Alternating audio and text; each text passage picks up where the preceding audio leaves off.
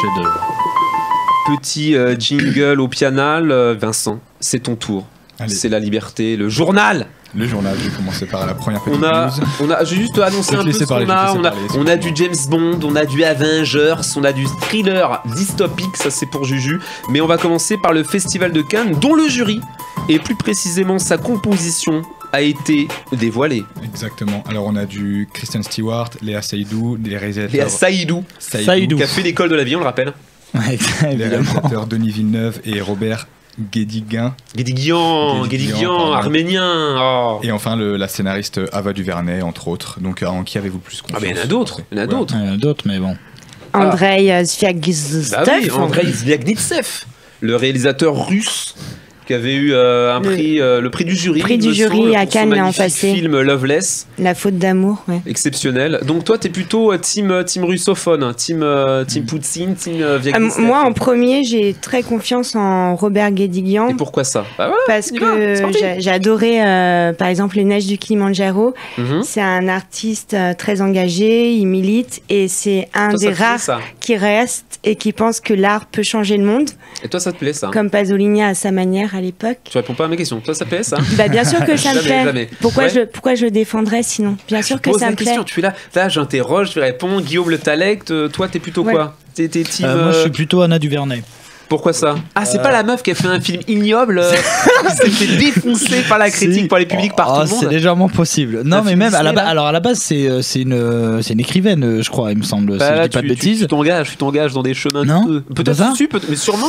Il me semble que c'est elle. Après, non, en soi, j'ai pas de juré préféré. Après, c'est surtout que là où j'ai pas confiance, elle est assez doux pour le coup. Mais alors, pas du tout. Parce qu'elle va nous faire une. Moi, je pense que c'est une bonne actrice, mais j'ai beaucoup de mal. Déjà, par exemple, c'est bête, mais elle avait quand elle avait fait le film avec Keshish, elle avait dézingué le film avant sa sortie. La vie d'Adèle, tu parles? Ouais, exact. Par rapport à comment ça s'est passé avec le metteur en scène. Exact. Avant même déjà, elle avait déjà commencé à baver sur le truc. Bon, elle a quand même eu le prix d'interprétation. Oui, mais je ne dis pas que c'est pas une bonne actrice. Je elle reconnais que c'est une bonne actrice. Elle a un très beau parcours autodidacte malgré toute sa famille. Grosse autodidacte. Moi, je suis Antoine Erhardt. Moi, j'ai pas spécialement beaucoup d'avis sur le sujet. Non, pas spécialement. Après, ce qui est dingue, c'est que le russophone, là, il a fait 5 films. Je peux dire le russe. Il est pas du russophone, il est russe. Et russophone. Il fait que des chefs-d'œuvre. Il a fait que des chefs-d'œuvre. 5 films, plein de prix, beaucoup à Cannes, le prix du scénar en 2014. Son acteur a eu un prix en... Ok, elle n'arrive pas à relire ses notes. Oui, moi je suis aussi Zvyagintsev et aussi Denis Villeneuve, parce que Monsieur Blade Runner. Il y a Denis Villeneuve dedans. En fait, et Cesario. Pas les lancements. D'accord. Non, j'ai pas entendu Denis Villeneuve. Bah oui, j'ai entendu tous les autres. Faut préparer les journaux pendant le week-end et après on écoute Vincent religieusement et comme ça on est au courant de ce qui se passe. Moi c'est pas Julien. Donc moi je suis Denis Villeneuve et Zvyagintsev, mais après globalement moi je suis pas trop inquiet. Léa Seydoux on sait pas, mais globalement c'est pas elle qui va, je pense, basculer la balance. Non mais Kate Blanchett aussi c'est pas mal comme. Je suis aussi Villeneuve, je vous avoue que le russe, je le connaissais pas du tout. Et moi j'ai confiance en Blade Runner 2049, j'étais content, et 2048 d'ailleurs. Pas 49, non en plus. Oh, je sais plus 2040, c'est pas. Daniel Craig a annoncé que James Bond 25 serait son dernier. Oui, il avait déjà annoncé pour Skyfall, je crois que ça serait son dernier. Oui, mais c'est tout le temps son dernier en fait. Mais il y a quand même quelques prétendants qui sont venus, dont les plus envisageables sont, on a Gillian Anderson, donc une femme pour jouer Janet Bond. Oui, on va dire que c'est pas la plus attendue quand même. Là, c'est une grosse gros pari. C'est les herbiers face au PSG, je pense. Impose-toi, Vincent, te laisse pas manger parce qu'il est en train de te parler. Idris Elba. On peut dire la couleur de sa peau ou pas? Bien sûr, ça sera un James Bond noir pour le coup. On a Jamie Bell, qui était l'acteur de Billy Elliot, qui est aussi un prétendant. Et j'ai mis aussi un qui est un peu détonnant, j'ai mis Harry Styles, c'est le jeune acteur de Dunkerque, qui était le héros dans Dunkerque, donc 23 ans. Donc entre une femme, un noir, Billy Elliot et un prépubère, qui pour reprendre le lancement dans un bar, qui commande une bière. Là il y a un Afghan qui arrive.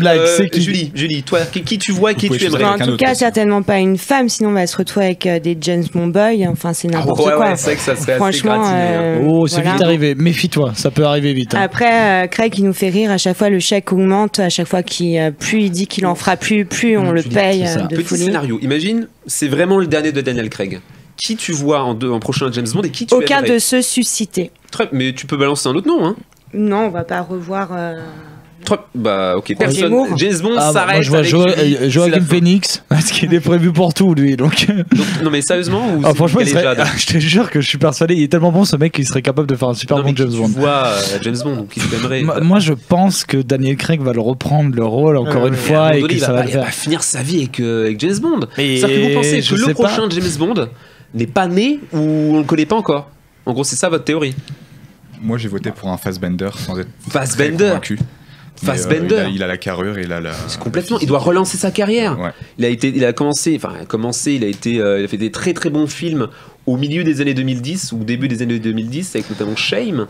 Et puis après, il s'est complètement perdu. Le problème, c'est que Fassbender, concrètement, il reprend le rôle de James Bond. Si ça marche pas, là, pour le coup, sa carrière, elle est vraiment quasi finie. Pourquoi ça marcherait pas? Il serait soutenu par un gros studio. Justement, tous les gens qui pourraient dire, bah ouais, mais c'est le pire James Bond ou je sais pas quoi, et Fassbender, ça marche pas. Là, c'est dur. Il est en pole position et moi, j'aimerais bien le voir dans ce rôle-là. Moi aussi, ça serait intéressant. Et je le vois très bien là-dedans et je pense que ça l'aiderait à relancer sa carrière. Antoine ? Oui, moi j'avais entendu un candidat, bon c'était un peu improbable, mais j'avais trouvé que c'était assez marrant, c'était Cillian Murphy qui joue dans Peaky Blinders, l'acteur principal de Peaky Blinders. Il serait peut-être pas forcément adapté au rôle, mais j'aime tellement cet acteur en fait que. Il pourrait jouer un méchant quoi, mais jouer James Bond, il a le physique un peu trop émacié, je pense, un peu trop fin. Ouais, c'est possible, mais je trouvais que l'idée était rigolote. Tom Hiddleston, ça peut le faire, il est jeune, beau gosse. Il peut jouer James Bond, mais d'une autre manière. Pour moi, il ne faut pas qu'il soit trop jeune. Il est un peu jeune. James Bond, c'est vraiment un mec mature, l'homme, quoi. C'est pas faux. Un petit jeu, Vincent Lagarde. À l'occasion de la sortie en salle du dernier Avengers, on se penche sur les films les plus chers. J'ai pas triché. Donc vous avez une petite liste devant vous et je vous demande de me trouver les 3 films les plus chers de l'histoire. Donc qui se lance? Qui commence? Honneur aux femmes. Julie. Pirates des Caraïbes. Jusqu'au bout du monde. En premier, en top 1. Non, pas forcément, mais... on a du rythme, Julie, parce que là, on... Bon, ça va, Quentin, merci. C'est pas ma première émission. D'accord. Je pense que... quoi, Julie non, sinon, le numéro 1, c'est quoi? C'est numéro 1, Pirates des Caraïbes. D'accord, et en 2? En 2, Avengers. En 3, John Carter. Et 4e, c'est Réponse. Et c'est hallucinant parce que c'est un film d'animation. Julie? Aucun des 3. Guillaume? Aucun des 3. Il y en a qui étaient bien, il n'était pas dans le bon ordre. Je sais pas, moi j'ai l'impression que pour moi, c'est... Il y en a un qui est bon. Ouais, mais qui était pas dans le bon ordre. Oh là là. Dis lequel. Ouais, Pierre des Caraïbes. Mais il était pas top 1. C'était sûr. Il est pas top 1. Il est pas top 1, non, il est, je sais pas, 3e. Non. Donc 2. Il est 2e. Le 1. Spider-Man. Fast and Furious. Non. Justice League. Non, à l'occasion de la sortie de Infinity War, c'est Infinity War. Ah, d'accord. C'est pas vrai. 485 millions d'euros. Et le 3?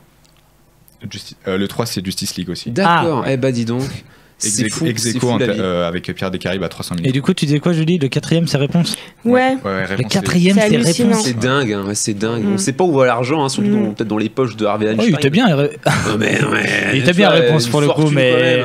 Le nouveau thriller dystopique du réalisateur de Bienvenue à Gattaca et de Lord of War également, faut pas oublier, est annoncé. Lord of War, Good Kill, le réalisateur revient à ses classiques de science-fiction avec une bande-annonce ressemblant un peu à une sorte de Big Brother sur un nouveau film Anon, dans une réalité où il n'y a plus de vie privée et qu'on suit le rôle d'un enquêteur qui va se retrouver face à une hackeuse qui arrive à préserver son identité en fait, et sa vie privée. Qu'est-ce que vous en pensez? Est-ce que ça vous branche? Pas du tout. Il sortira le 11. C'est ta cam. Il bosse dans l'univers. J'ai bien aimé Gattaca. Moi, tout ce qui est dystopique, c'est un peu ce que je kiffe. Donc, je pense que il a quand même eu une petite traversée du désert. J'ai vu la bande-annonce. T'as un petit Clive Owen indé, Amanda Seyfried. Oula, moi franchement, je pressens la série Z. Après, il faut savoir qu'à la base, t'aimes pas Gattaca toi aussi, je crois. Pas plus que ça, ouais. Mais après, j'aime bien moi la science-fiction, le côté dystopie. Mais là, je sens que ça risque d'être un truc un peu produit à la Zub, quoi. J'ai un peu peur. Julie, Guillaume? Ça me dit rien du tout, moi. Rien du tout? T'avais pas voté pour cette news? Pas du tout. Ah bon? Guillaume? Moi j'ai pas vu Gattaca, mais après par contre je suis assez hypé par l'idée, par le synopsis et tout. C'est un truc qui me tente bien. Ça peut être casse-gueule, mais si c'est bien fait, tu peux passer un bon moment, je pense. Enfin en tout cas moi je peux passer un bon moment. Et ouais, ça me crée un petit suspense. J'aime bien l'idée. Dernier mot, Vincent? Ouais, j'étais vraiment hypé. Juste dès que j'ai vu la bande-annonce, en fait, c'est assez vite redescendu. Ouais. Je sais pas, ça fait un peu parodie, ça fait un peu très amateur.